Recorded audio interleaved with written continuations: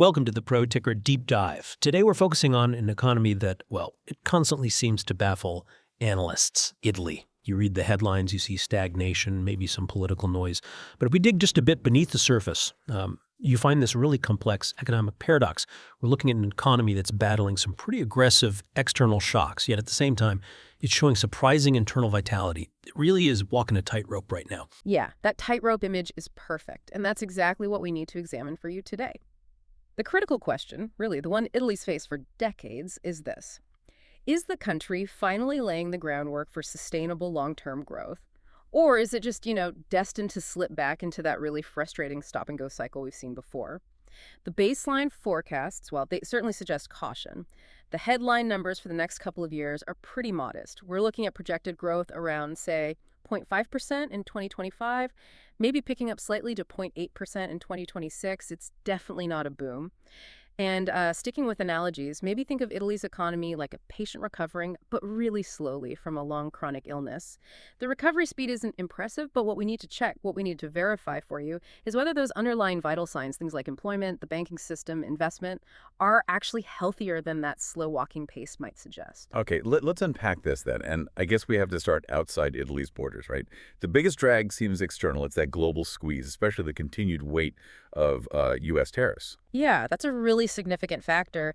You have to remember, Italy is an export powerhouse. We've seen just a massive shift in the cost of doing business with the U.S. The average tariff on Italian exports has just rocketed up. It went from around 2.5% to nearly 14%. That's a radical change, almost punitive, really, for exporters in such a short time. Wow, 14%. I mean, it sounds like a massive hit to profitability. What's the expected economic fallout from a shift that sharp?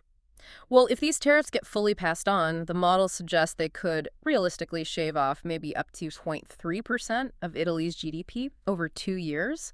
But what's fascinating here, and maybe this speaks to that Italian resilience you mentioned, it's how exporters handled the initial shock. They've actually absorbed quite a bit of the pain so far. How did they manage that? Primarily through adjusting prices where they could, but crucially, by front-loading shipments, basically rushing goods out before the highest tariff walls went up. They sort of created this artificial buffer, in the short term. But isn't that just kicking the can down the road? If you front-loaded shipments, you're essentially borrowing sales from the future. Doesn't that guarantee a slump later on? That's the exact risk, that buffer. It's temporary. We're pretty confident that the full force of the tariff impact, it's going to show up much more clearly in the data, probably starting late 2025 and definitely extending through 2026.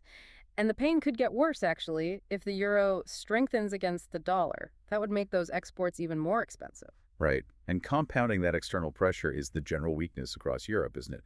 Germany's stuck in an industrial slump. Consumer spending in France is, well, subdued. Italy can't really accelerate if its main trading partners are running cold. Exactly. And if we connect this to the broader monetary picture, it means inflation, maybe surprisingly, isn't the main roadblock right now. Consumer price growth is actually quite low. It's hovering near 1.6%, maybe 1.7%. The only real pressure point is food prices, which are running a bit higher, near 4%. But crucially, energy prices are providing significant relief. So the inflation backdrop is actually supportive for encouraging spending. The problem isn't runaway prices eating into people's budgets. The problem is convincing consumers to actually open their wallets. Is that it? That's precisely it. We have the supportive inflation environment. It eases pressure on household budgets. The real challenge for policymakers, and frankly, the real frustration for investors, is leveraging this environment. How do you convince consumers to pivot from being risk-averse and saving to feeling confident enough to spend? Okay, here's where it gets really interesting, I think. This creates the core paradox of the Italian economy right now. Why isn't domestic growth picking up more? Household consumption seems to be the Achilles heel. And you mentioned this almost unbelievable consumption paradox playing out. Yeah, it really is puzzling. We have concrete data showing that real disposable incomes, they've actually been climbing for 6 straight quarters. That's a sustained period of improvement, right? It's thanks to that combination of easing inflation and the incredibly strong job market. Yet, instead of seeing a spending boom to match, the savings rate has actually ticked higher. The money is literally just accumulating. That is deeply counterintuitive. If my income has gone up for 6 quarters straight, why would I save more? What specific fears or uncertainty could be so powerful that they override almost 2 years of real financial improvement? That's the insight we really have to grasp here. The uncertainty. It seems to be driven by structural fears, concerns over the massive sovereign debt burden, and the inherent instability often perceived in the political environment. Consumers know the state of the public finances, and that fear acts like a constant anchor pulling them back. So even if they have more income today, the perceived risk of some future financial shock or maybe a tax hike keeps them risk averse. They'd rather keep the cash liquid, under the mattresses, so to speak, than commit to big purchases. And we see clear evidence of this reluctance, right? They aren't buying the big-ticket items. Absolutely. Retail sales figures, they're basically flatlining. That shows day-to-day spending isn't increasing, and car registrations are sliding quite significantly. These are classic indicators of consumer skepticism. Yeah. The money is there, the means are there, but the willingness, it's just absent right now. And that is the biggest hurdle preventing, say, 0.5% growth from becoming 1.5% growth. But as you said, the economy isn't collapsing. What internal strengths are providing that floor? What's preventing the whole structure from falling? Okay, so we can point to two really critical areas of resilience. These are keeping that recovering patient stable, preventing a slide into recession. First, employment. Unemployment is hovering near historical lows. This income stability is fundamental. Even if households are saving more than spending, they have that constant cash flow coming in, which helps prevent a deflationary spiral. Second, and this is actually a potential game changer, we're seeing a crucial banking sector revival. After years of caution and, let's face it, regulatory pressure, loans to businesses are finally starting to grow again. This is after 2 years of contraction. That sounds important. Why is that so critical? It's essential because the banking system is the lifeblood of investment, right? This renewed willingness from banks to finance capital expenditure. It provides a potentially massive boost for future corporate growth. It fuels the investment side of the economy. Got it. Okay, let's pivot then to the sectors. Which ones have either carried the weight so far or look poised to accelerate? Construction has been a historical bright spot, especially residential building, often fueled by state incentives. But is that strength sustainable? Now those incentives are being phased out. Yeah, the expectation there is pretty clear. Residential construction will cool noticeably, probably in 2026. This is directly tied to the winding down of those incredibly generous superbonus tax incentives. For listeners maybe unfamiliar, the superbonus basically subsidize massive home renovation projects. It fundamentally changed the economics of residential construction for a while. A lot of projects were rush finished or, like the exports, front-loaded to meet the deadlines for these perks. So yeah, a correction is pretty much inevitable as that subsidy withdraws. But that cooling in the residential market, it sounds like it's set to be offset by a truly massive public spending project. Precisely. We see this huge infrastructure counterweight emerging. Non-residential and general infrastructure construction looks set for a really robust growth phase. This is backed by the government's Recovery and Resilience Plan, the EU funds, basically. We're talking billions earmarked for significant public works projects, and these are scheduled to ramp up substantially in 2026. This means essential demand for engineering, materials, logistics.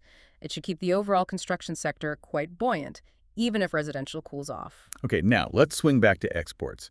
We know the total numbers are under pressure from those U.S. tariffs, but you hinted the picture is complex. What specific sectors are actually outperforming structurally, and which ones are really struggling? It is absolutely a story of polarization, a real split. The clear winners seem to be spheres defined by structural resilience or maybe selling essential goods. Sales to the U.S., for example, despite that huge 14% average tariff jump, are actually up over 20% year over year in certain categories. Up 20%, even with the tariffs. Which categories are those? It's led by pharmaceuticals, agri-food, think high-quality Italian food products, and transport equipment. So why are these goods absorbing a 14% price shock and still accelerating sales? That suggests some kind of irreplaceable structural demand, doesn't it? That's exactly the insight, yes. Yeah.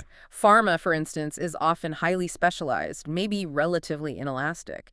If a foreign buyer needs that specific Italian component or drug, well, they'll likely pay the tariff. Same idea for high-quality agri-food. It's driven by branding, perceived quality, things that are difficult to substitute quickly. These sectors are really demonstrating genuine competitive strength. On the losing side, though, we see vulnerability in areas that are perhaps more easily substituted or maybe just facing broader global headwinds. Refining and motor vehicles, for instance, are deeply in contraction. That reflects both weaker demand across Europe and pretty high global competition in those areas. And where does the service economy fit into all this? Is tourism, often seen as a historical pillar for Italy, providing a robust lift right now? Services are expanding, yes, but I'd say they're absolutely running in second gear. Tourism volume was actually lower than expected this past summer, and segments like retail and hospitality are dragging a bit. The main lift within the service economy seems to be coming from more focused, necessary areas. Things like IT and logistics. That's likely driven by corporate investment in digitalization and maybe streamlining supply chains. Okay, so let's try to pull all these threads together for you, the listener. Yeah. If we synthesize these internal strengths and the external headwinds, the areas that show the highest immediate potential or maybe funded tailwinds, where should attention be focused? Well, the focus really has to be on areas that are either benefiting from that government EU funding or are structurally inelastic, like we discussed. So, number one, infrastructure and digitalization, think IT. Logistics, thanks to those EU recovery funds. That spending is programmed. Number two, those structurally resilient export sectors, like pharmaceuticals and agri-food, they seem able to weather the storm.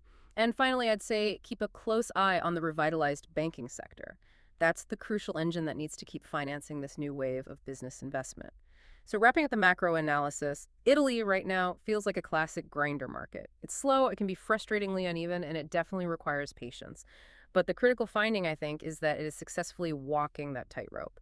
It's avoiding a crisis, largely thanks to its internal resilience, especially that low unemployment and the targeted investment picking up. Okay, so if the economy is walking this tightrope between resilience and external shocks, how is that actually showing up in the stock market?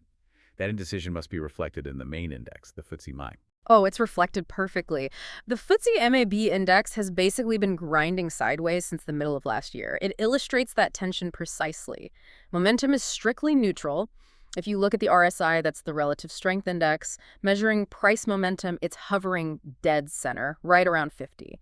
This is really the textbook definition of a range trading environment, just waiting for some clear, undeniable catalyst to emerge. So for investors watching the MIB, what are the key technical levels, the lines in the sand, so to speak, that might indicate which way that tightrope walker is going to stumble? The structure seems pretty clear right now. Key support looks like it holds firmly around the 31,500 level. This is a zone that's been tested repeatedly and held fast, suggesting there's strong buyer interest when prices dip that low. Resistance, which is the ceiling the market keeps bumping its head against and failing to break, is up near 34,000. So the playbook seems clear. Expect continued volatility around political headlines, maybe tariff updates, or disappointing data from outside Italy. What we really need is either robust, sustained consumption data, that's the key piece missing from the puzzle right now to force a positive breakout above 34,000, or conversely, a clear negative shock, perhaps disappointing export figures really starting to bite in 2026 that could trigger a serious test of that lower 31,500 support. So what does this whole deep dive mean for you, the listener? Maybe the final provocative thought is this. Sometimes the greatest opportunity isn't in those high-flying growth stories, but maybe in the parts of the economy the world has already written off. The Italian economy presents a challenge, definitely a challenge in patience. You probably need to stay nimble for short-term volatility plays around those MIB levels we mentioned. But maybe don't ignore the long-term, secular positives hidden deeper inside the system, things like the highly specialized pharma sector or that critical infrastructure investment that's coming online. Betting on resilience requires patience, sure, but it's often where those truly non-consensus returns might be found. See you all in the next ProTicker Deep Dive.